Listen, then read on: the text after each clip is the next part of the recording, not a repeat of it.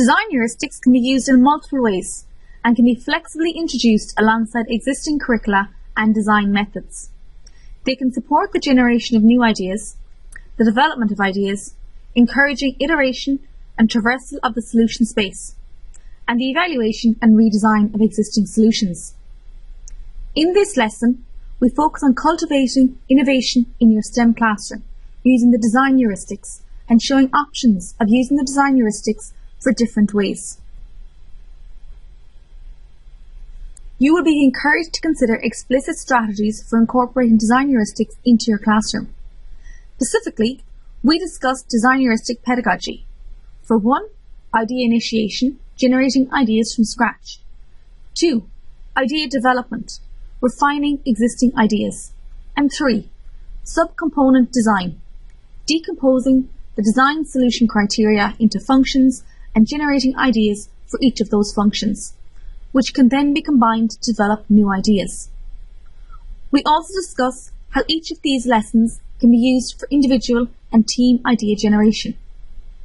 Following the lesson, you will reflect on what portions of your curriculum could be supported by the design heuristics method, and what practices might need to be altered. Here we discuss 3 lessons and modifications that can be made to each of them to fit your course and your context. The first lesson will focus on idea initiation. Designers often struggle with generate solutions from scratch. In this lesson, students create new designs using design heuristic cards for a given or existing design task. This concept generation lesson emphasizes the ability to continue generating new and different ideas and allows students to see how possible it is to generate a large quantity and variety of ideas for any given design task. In our research, we've seen that designers use design heuristics to generate ideas from scratch. For example, in the design of a way to cook using solar energy, this designer used the design heuristic repeat, by repeating the number of mirrors to increase the reflection on the surface of the lens to collect more sunlight. He used the design heuristic use multiple components for one function, by having both the lens and mirrors to gather sunlight. He used the design heuristic cover or wrap to cover the inner surface with black insulation material. He used the design heuristic add motion by adding 360-degree rotation capability to the lens so that the user could adjust the angle based on the direction of the sunlight.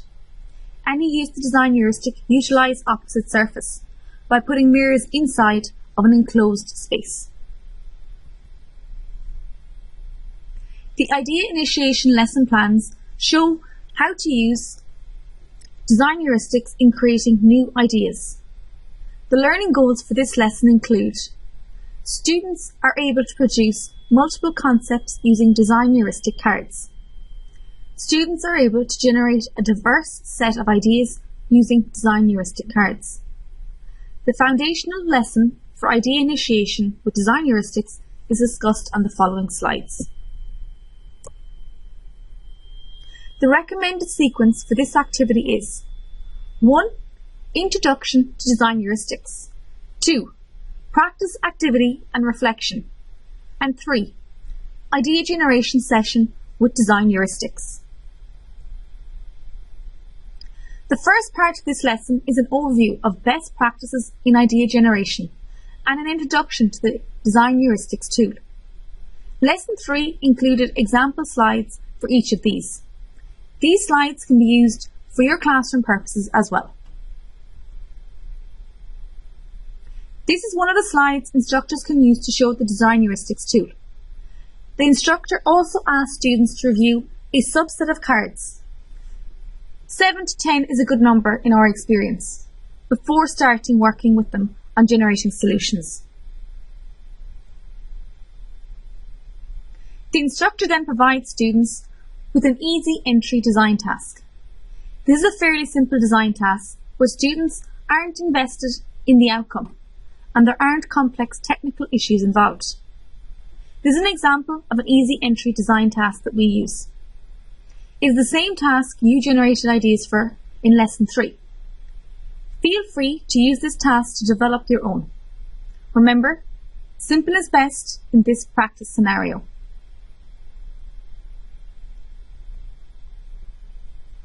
Before students begin the practice, the instructor reminds students of some of best practices in idea generation. 1. Generate many concepts as you can. Don't focus on feasibility or evaluate your concepts. 3. Draw quick sketches with short descriptions that describe the core idea. Feel free to add to this list based on other best practices in ideation that you emphasize in your own course. The instructor then facilitates a reflection session, asking students to 1. Share ideas they generated so that other students can see how the design heuristics were applied and the variety of ideas that result. 2. Consider how their idea process changed, so they can realise tools help steer their thoughts in new ways. 3. Discuss how they use the cards so that other students can see that there are a variety of approaches to using the tool. And 3. Offer the opportunity for students to ask questions about the design heuristics.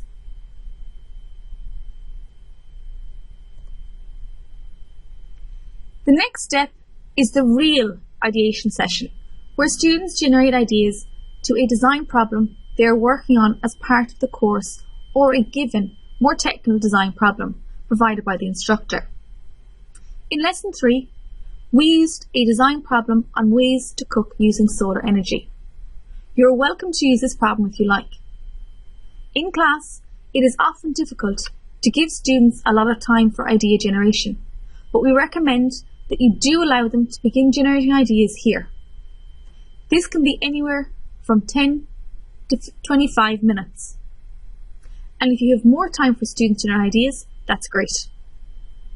We also recommend that you set a quantity goal for the number of ideas you want students to generate within the time period.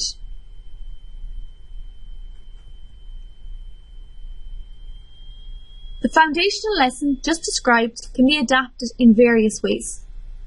Here we discuss 3 ways we have added to the foundational lesson. We call these variations the shuffle, rotation, and teaming. This variation can be used to expose students to a range of design heuristic cards. The design heuristics tool is described by the instructor first, as described in the foundational idea initiation lesson. Then, students will engage in idea generation for their course or assigned problem using a card selected at random from the deck.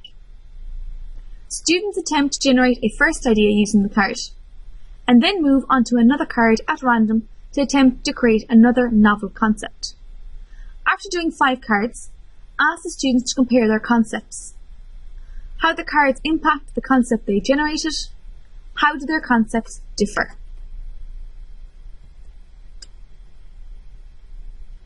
Another variation for using the heuristics in idea initiation is called rotation.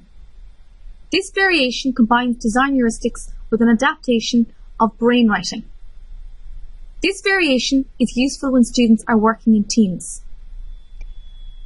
As an aside, for all team-based ideation, we recommend, as research supports, individual idea generation first.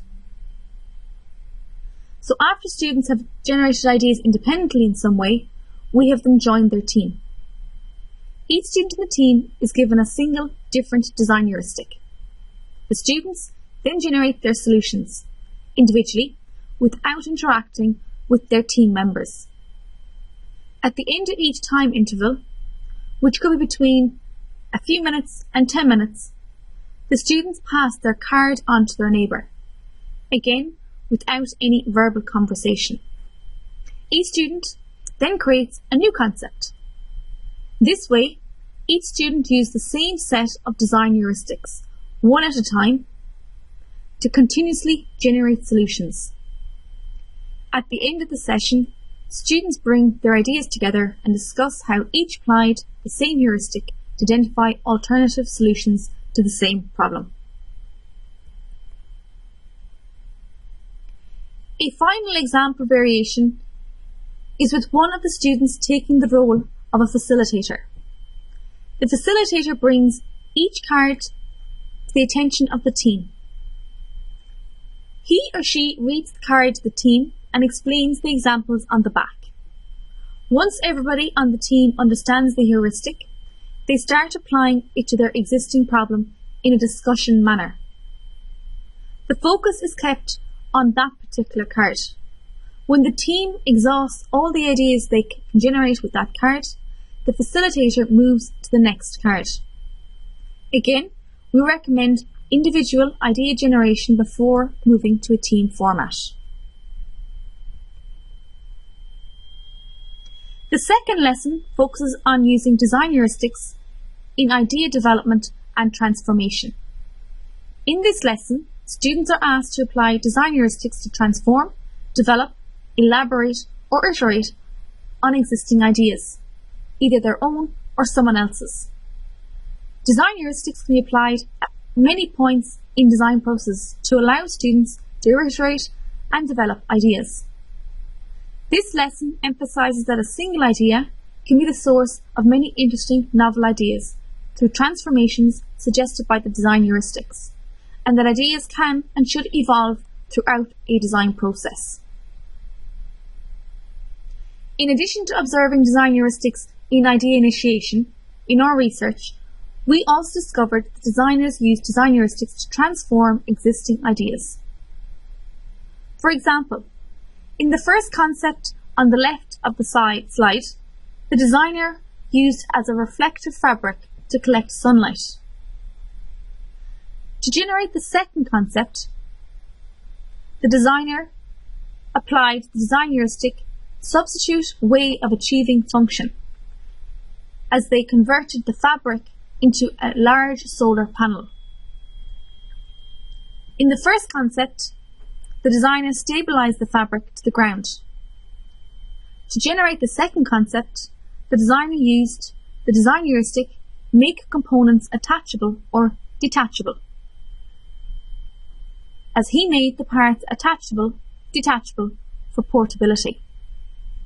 In the first concept, he did not consider the integration of the environment. However, to develop the second concept, he applied the design heuristic incorporate environment to integrate trees as standing components. This lesson focuses on facilitating students in building up their initial ideas as well as the ideas of others. The learning outcome for this lesson are 1. Students are able to produce multiple variations of a concept, and 2. Students are able to add and remove details of concepts and make modifications to existing ideas. The foundational lesson for idea transformation with design heuristics is included in the upcoming slides. The recommended sequence for this activity is 1. Review of design heuristics tool, 2. Examples of transformations, 3. Practice activity and reflection, and 4. Generate idea session.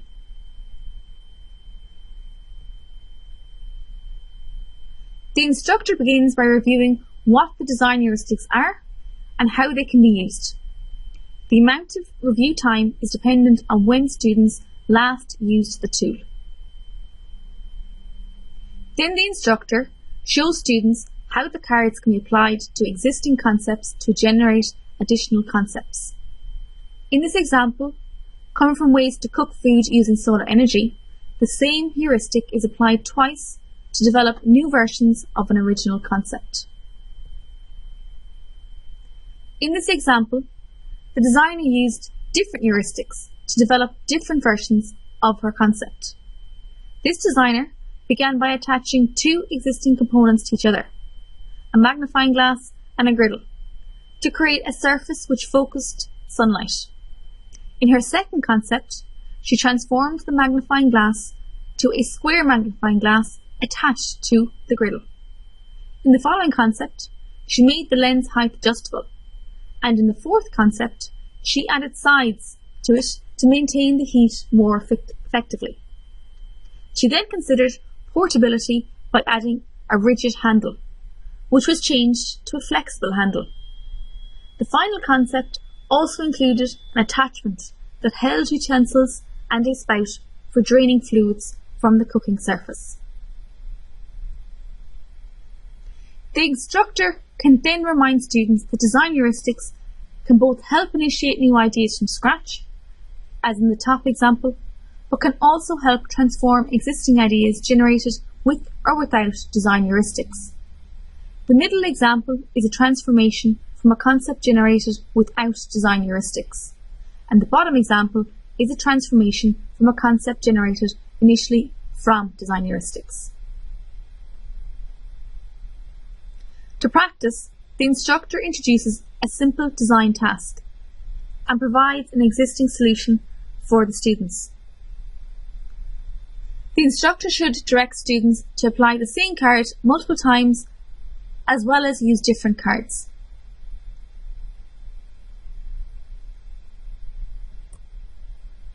The instructor facilitates a reflection session asking questions similar to these. What ideas did you generate using the same card multiple times to transform one idea? What ideas did you generate using different cards to transform one idea? How did using design heuristics transformatively impact your ideation process? What questions do you have about using the design heuristics tool in this way?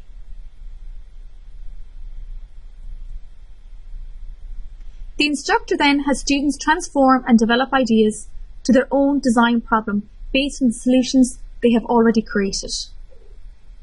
In the example on this slide, we assume the students are working on the solar cooking problem, and the students already have some initial ideas from which to build. Alternatively, students could be presented with a few example solutions and apply the design heuristics to transform these. In this first variation, called random draw, students have a subset of cards, approximately 15, chosen at random. Students pull a card at random, generate a solution by transforming an existing concept, and then shuffle their deck of cards, randomly drawing another. They then apply the card to the same or another of their existing solutions. This variation emphasises that students shouldn't rule out a card, or must apply whatever card they draw at random to explore how their designs might be transformed. This lesson can be done individually or as a team. The instructor sets a goal for a number of branches. We recommend at least 10, and students can pick what they believe to be their best idea. The instructor can also recommend an idea the team pick, especially if it is one the instructor believes students are fixated on. Students then build off the original idea and the subsequent ideas by applying design heuristic cards, one or more, to create a new branch. After the ideation, the class can discuss the variation in new concepts generated from one. Another key point is for students to recognise there are still characteristics that can be varied, even if they have decided on one concept. This variation is a combination of design heuristics and brainwriting. Each student in the team is given a different design heuristic. The students generate a solution individually without interacting with their team members. At the end of each time interval, we suggest between 5 and 10 minutes, the students pass their sketches to their neighbour in the team, again without any conversation. Then students build on the idea passed by their team member using their design heuristic card. Each student uses the same design heuristic card for each round. We suggest as many rounds as there are team members. At the end of the session, students bring their ideas together and discuss how they applied the same heuristic to different ideas and further developed the ideas. The third lesson focuses on sub-component design. In this lesson, students generate ideas the subcomponents or subfunctions of a design artifact using design heuristics.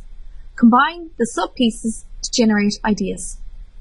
This lesson emphasizes that idea generation not only happens to think of a whole idea, but also to think of parts of an idea. The learning goals for this lesson are: 1. Students are able to generate ideas using design heuristics for subcomponents or subfunctions of a design solution. And 2. Students are able to combine sub-pieces of an idea into a whole idea. The recommended sequence for this activity is: 1. Instruction on functional decomposition. 2. Review of design heuristics, if necessary. 3. Practice activity and reflection. 4. Functional decomposition of the problem. The time required to do this varies greatly with the complexity of the problem. 5. Idea generation session with design heuristics on the subcomponents. Again, the time varies based on the problem complexity. And 6. Combination of the subcomponent ideas generated with the design heuristics to form ideas. The instructor begins the lesson with instruction on functional decomposition. We do not go into depth here on the strategies for functional decomposition. The main idea of functional decomposition is that the designer breaks down the outcome goal into the functions that it must address. The time spent on this will likely vary greatly based on the design context.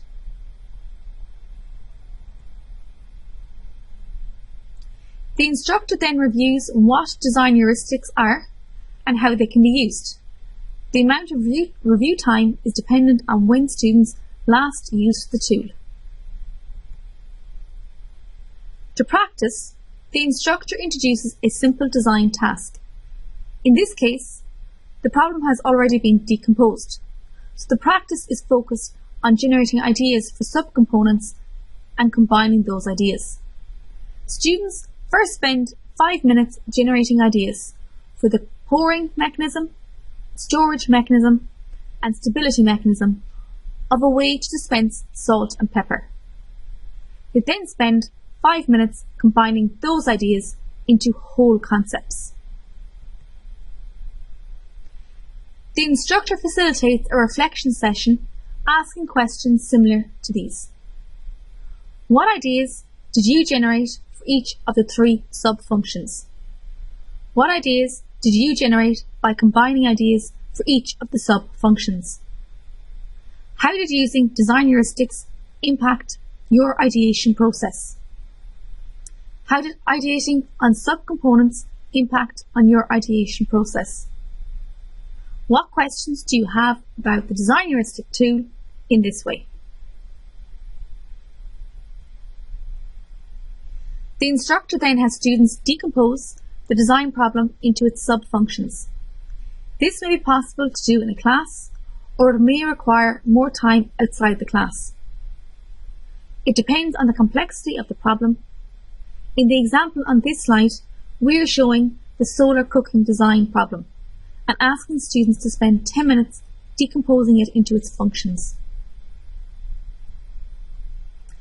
After functional decomposition is complete, instructors prompt students to generate ideas for each of the sub-functions. At this point, students are instructed not to worry about how these will eventually recombine, but instead focus on generating as many ideas as they can for each of the sub-functions using the design heuristics card. Again, the example here is the solar cooking problem, but this can be replaced with the design problem students are working on in class.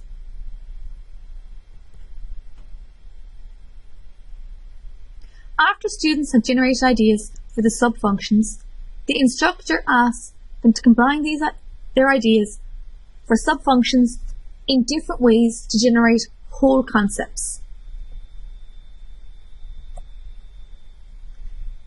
In this variation, students create a chart, as they would if they were doing metamorphical analysis. They write sub-functions in the first column and then ideas generated using the design heuristics for each subfunction along the row. The ideas should be drawn and described.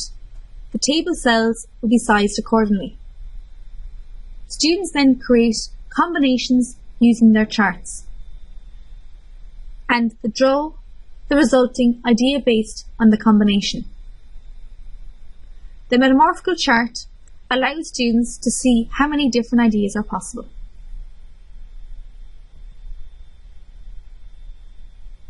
This variation encourages hands-on discovery of subcomponents through physical dissection of an existing product.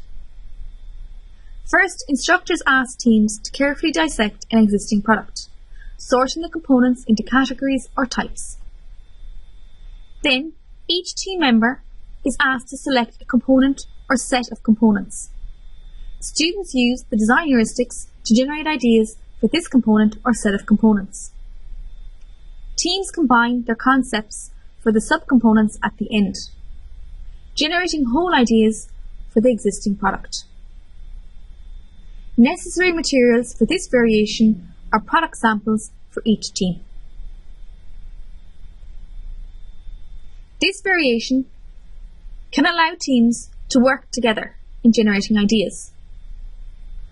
After a list of subfunctions has been generated, instructors ask the teams to divide the subfunctions among the team members. The students are asked to first generate concepts that address their subcomponent individually using the design heuristics. Then the team will form and confer with their team members to combine ideas for subfunctions and develop whole concepts. You are welcome to use these slides in your classroom and to alter them to fit your materials. In the next module, we will move from these lesson plans to discuss specifics of integrating design heuristics into your classroom.